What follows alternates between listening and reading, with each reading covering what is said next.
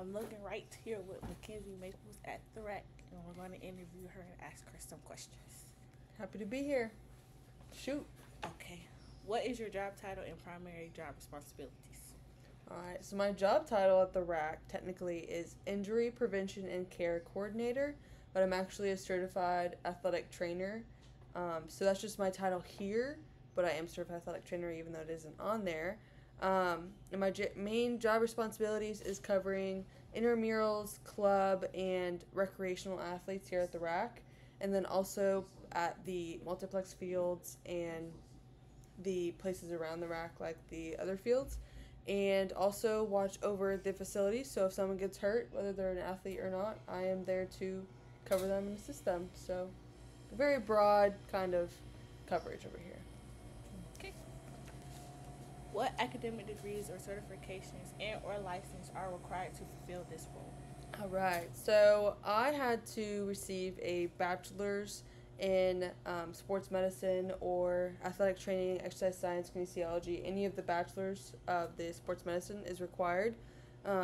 Unfortunately, I was the class that was right below, so it used to just be a bachelor's degree, and now it's moved to a master's. And it was unfortunate because I was in the class that had just moved. So if I was 1 year ahead, I would have just needed my bachelor's. But so I had to get my bachelor's and my master's. And after that, I had to take the BOC, which is the big test you take at the end. And then once you pass that, you get certified. And then you have to get your licensure. And every state has different licensure. So if I wanted to practice in the state of Georgia, which I do, I had to get my Georgia license and apply for that. It's a little scary and legal stuff, but it's good. But if I wanted to move and go practice in a different state, I would have to apply and get my licensure for that state. And so it's kind of complicated. So, and you also have to pay every year. And yeah, I can get into that. But yep, I got mine in Missouri, so I'm a little bit over from Missouri. Oh, all right. Okay. What part of your education process still plays a significant role in helping you serve your clientele? What part of my education process?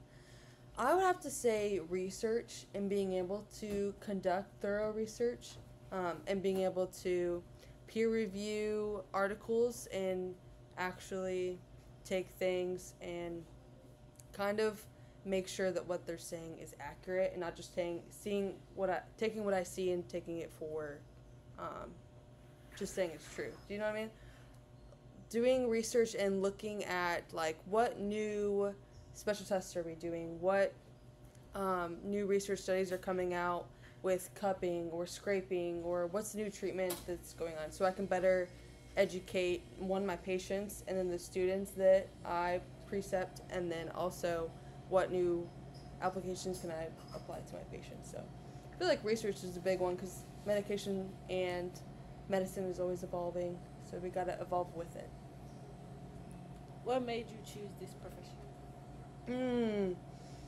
I don't have any crazy cool story. Unfortunately, I was a high school athlete.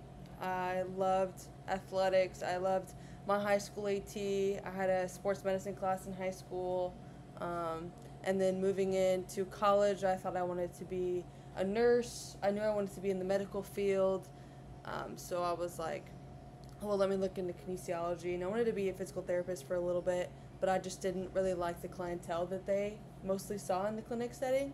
So I just kind of weighed my options, and I was like, athletic training seems like the best fit, where you got usually a younger population, and you'll sit at the desk maybe 25% of the time, and the rest of the time you are out on the field, being active, a little mix of acute trauma and then also rehab. So I kind of just weighed out my options. I was like, I like that.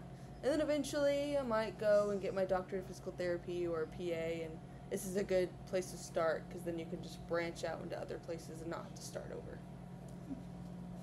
Pretty boring. Describe a typical day in your line of work. Typical day. I get into the office at about 3 o'clock because the office opens at 4. So I get in, I do a bunch of paperwork, I call a couple accident reports, or people that were injured, some of my patients. I get ready for my rehabs for the day. The office or the clinic actually opens at 4, so I turn on my lights and I got walk-ins for tapings, or I will have